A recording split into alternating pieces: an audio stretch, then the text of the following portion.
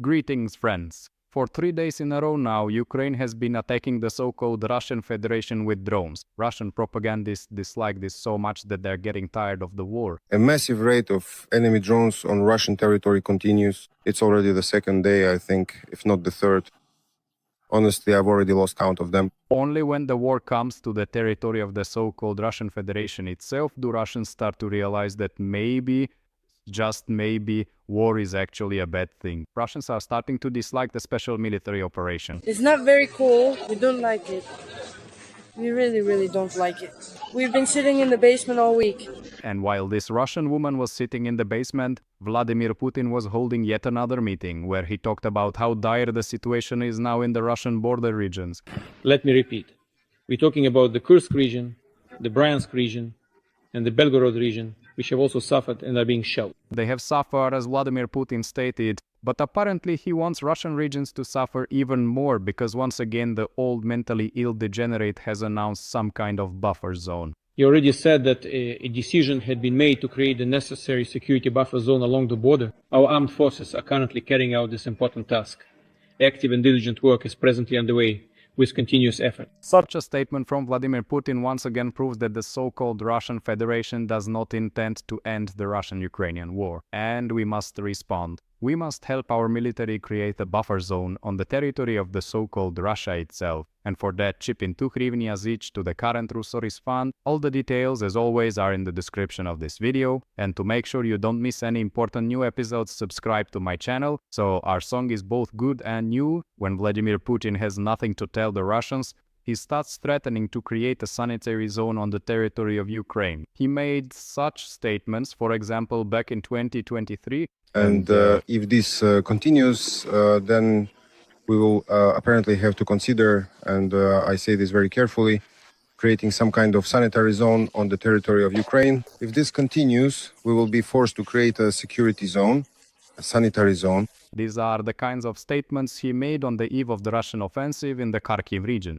Do you remember when the occupiers began attacking Vovchansk? Well, at the same time, some interesting processes started happening, which made the Russian occupiers howl and say, how is this possible? The sanitary zone is forming on the wrong side. Why are we turning the Belgorod region into a sanitary zone? Because that's not right. The sanitary zone should be pushed back, but we're creating it in the Belgorod region. Then somehow it happened that some unknown good people connected through horizontal ties joined forces to work on creating a sanitary zone already on the territory of the so-called Russian Federation itself. This yielded quite good results. The results? The store burned down. In my opinion, I don't know, it also burned down completely. Yes, probably. And here it is. Desert, a scorched village. Coat in pales in comparison. Guys, coat in pales in comparison. The work continues. Of course, I have no idea how this could have happened or who might have been involved, but the fact remains the entire settlements along the Russian border have ceased to exist.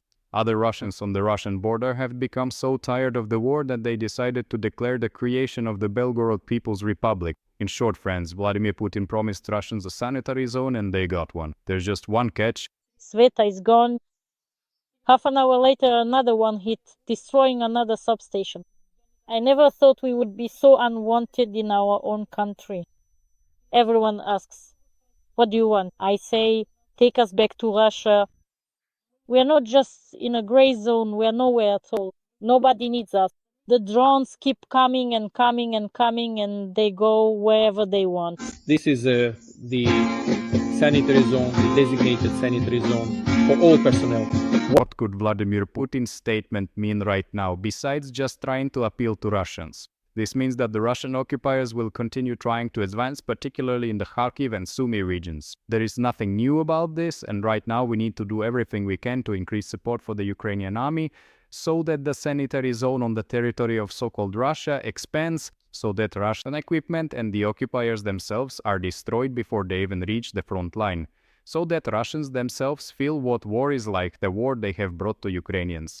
At the same time, as I have already said, for 3 days in a row now, there has been a massive attack by Ukrainian drones on the territory of so-called Russia. Last night, Yelets was subjected to a massive drone attack. All of them were directed at the industrial area of the city. According to various reports, there were between 8 and 10 explosions. In the city of Yelets, Lipetsk region of the so-called Russian Federation, there really were some wonderful explosions last night. The locals liked it.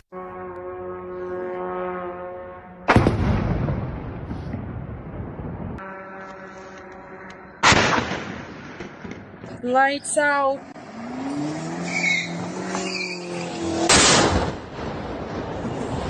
The Energia plant, which of course works for the Russian army, came under attack. They manufacture both batteries and devices to provide communications for Russian missiles there. Several drones were suppressed in the sky over Yelets, and their debris fell in the industrial zone, causing a fire.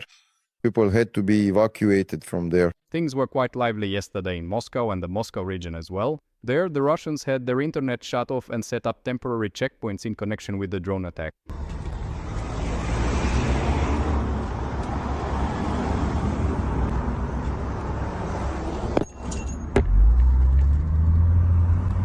As you can see, there is armored equipment in Moscow intended to protect that very place The rubber butt.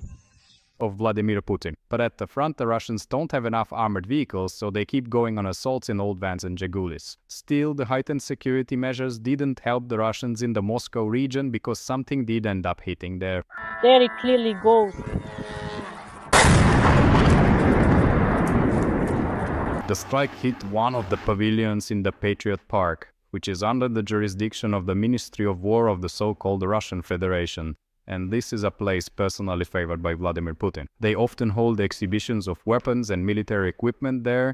The latest models of Russian defense industry, special military equipment, weaponry that has proven its effectiveness on the battlefield, and unique developments. The International Forum Army 2024 has opened in the Patriot Park near Moscow. Now it has closed, and Russian propagandists have started to notice the significant benefits of such air attacks. Even if they didn't hit anything, there are still serious losses for the Russians. The drone's goal was simply to overload the Russian air defense system and above all to inflict maximum economic damage by causing flight cancellations and spreading panic. As I said, Ukrainian drone attacks forced the Russians to suspend the operation of their airports, and ideally they should stop functioning altogether. That's why such attacks need to continue. It won't be easy, but I am confident that over time Ukraine will be able to accomplish this task. Meanwhile, the Russians are actively trying to counteract. At the same time as the drone flights, restrictions were imposed on the use of communication systems and mobile data transmission. For example, in the Oryol, Kursk, Bryansk, Tula, and Kaluga regions, the internet was not working. Of course, you could laugh at the Russians for having to sit without mobile internet, but I have to say that our enemy is quite actively countering our long-range strike drones.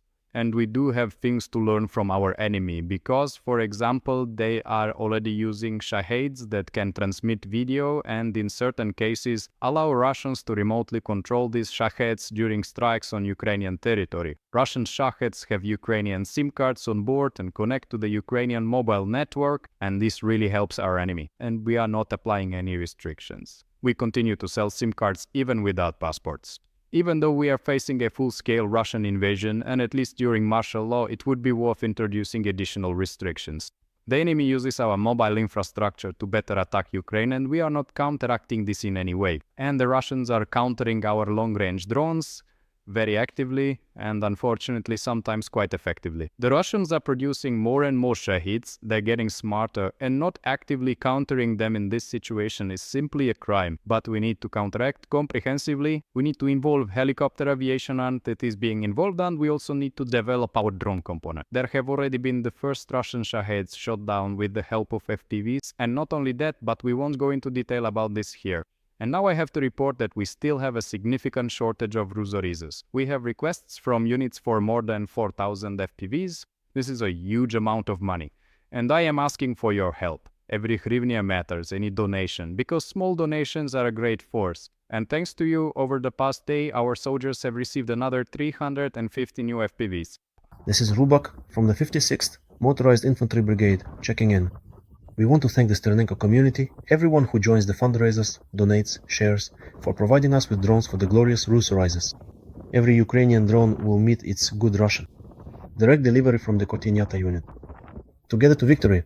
Friends, you are greeted by the Unmanned Systems Battalion of the 41st Separate Mechanized Brigade.